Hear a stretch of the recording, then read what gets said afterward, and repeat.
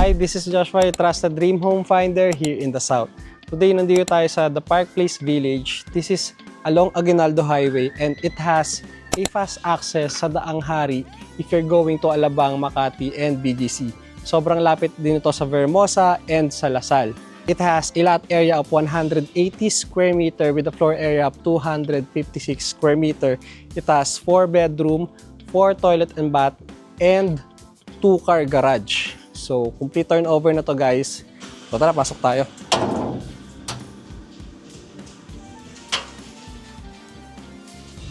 So, as you entered, meron na kayong gate. And dito sa kanan ko, nandito lang yung car parking nyo. So, kasya dito kahit dalawang malalaki na sasakyan. SUV man yan, customized na pick-up, kasyang-kasya siya dito. And also guys, naka-covered na rin tong sa car parking nyo. And kung may more than 3 kayo na sasakyan, pwede rin naman kayong mag-park sa labas ng gate nyo kasi very secure naman tong village na to. Dito guys,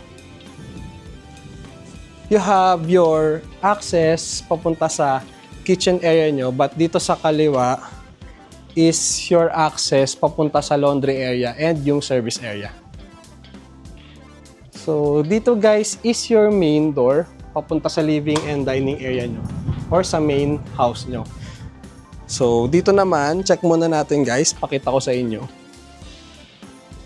So ito yung access nyo going to your laundry area, service area, yan, daily kitchen. So ganito po siya kalaki. So yan, ipa-flash natin sa screen niya.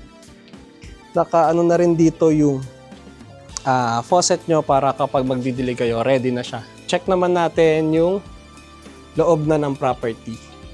So tara.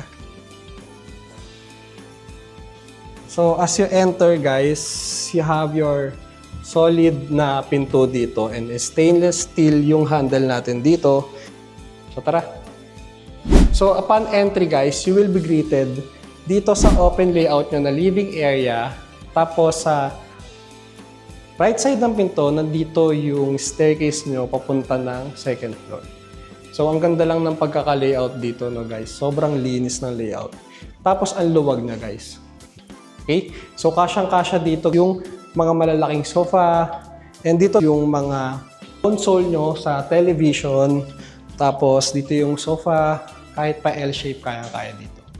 And right after the living area, nandito sa kaliwa ko yung dining area. Equipped na and kumpleto na yung kitchen area sa turnover. Cooktop, and then you have your modern sink. Bagong-bago guys, so naka-plastic pa. Tapos ito, yung mga built-in cabinet, very useful and naka-customize talaga para dito sa kitchen. Even dito. So marami kayong malalagay. So dito naman, meron kayong ground floor bedroom. So dito pwedeng visitor's room or kung may senior kayo sa bahay, pwedeng ito yung room nila. Or pwede nyo i-convert to sa office room kung mga work from home kayo guys.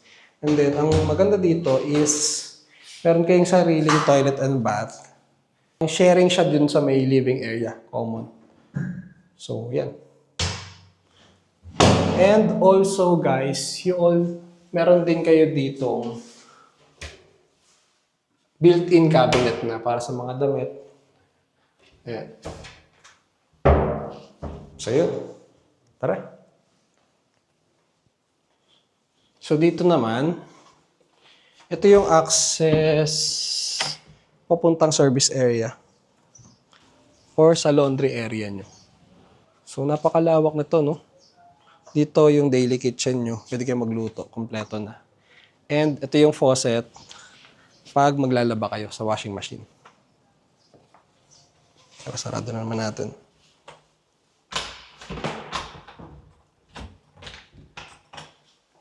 And before ka makalimutan guys, no, ito, you have your access dito sa lanay.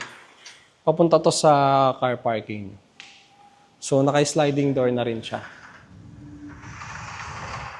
Ayan siya. Ganda niya, no? Marami kayong pwedeng ilagay na gamit dito. So, tapos na tayo dito sa ground floor, guys. Ngayon, punta naman tayo sa second floor ng property. Let's go! So, sa staircase nyo, guys, combination siya ng wood tsaka ng tiles. So, sobrang tibay ng pagkakagawa nito. Also, naka-glass na rin itong sa staircase nyo. And then, may mga malalaking bintana dito, guys. Kaya ang ganda ng pasok ng natural lights. Here sa second floor ng property na to, guys. So, unahin natin yung master's bedroom na agad. Yun. So, itong master's bedroom, guys, you have your own balcony and own toilet and bath. Dito yung position ng queen or king size bed. And you have your own built-in cabinet dito para sa mga damit. Floor to ceiling yung height niya. Then, you also have your mini vanity mirror dito para sa mga extra lagayan.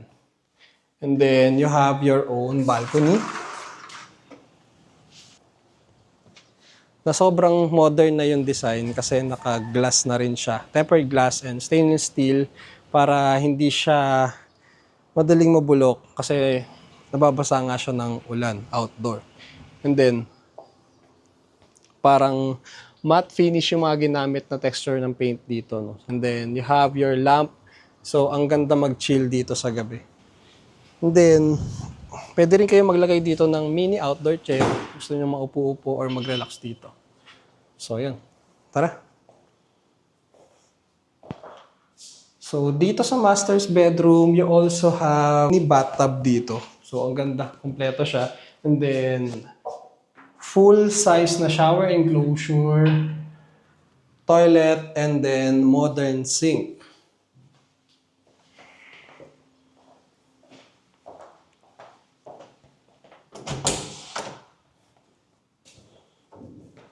So here is your second bedroom, common bedroom. So single bed frame, kasyang-kasya naman dito, and kompleto tong bedroom na to. You have your built-in cabinet and meron din kayong lagayan dito. Tara, check natin yung other bedrooms.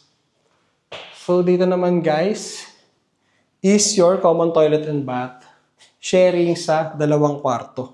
So yan, kompleto rin. May shower enclosure, tapos shower, toilet, and then sink. So, sa left side, ito yung, so same size lang siya nung pangalawang pinakita ko. You have your, also parehas lang din, built-in cabinet. Iba lang yung orientation ng sukat ng room. Meron din kayong vanity mirror dito. Last na bedroom dito na common. So, this one, meron ding sariling toilet and bath. Same sa master. Wala lang siyang bathtub. So, ayan. Kompleto rin siya, guys. Yan, may mga sink na rin kayo. Salamin. So, yun. May mga built-in cabinets na rin for your mga damit. And then, dito siguro yung position ng bed frame niya. Tapos na nating i-house tour tong property na to. No? Kung sa tingin nyo, ito yung dream home nyo, please contact me sa mga number flashing the screen and subscribe na sa aming YouTube channel, Property Trends. Meron kaming bagong upload every week.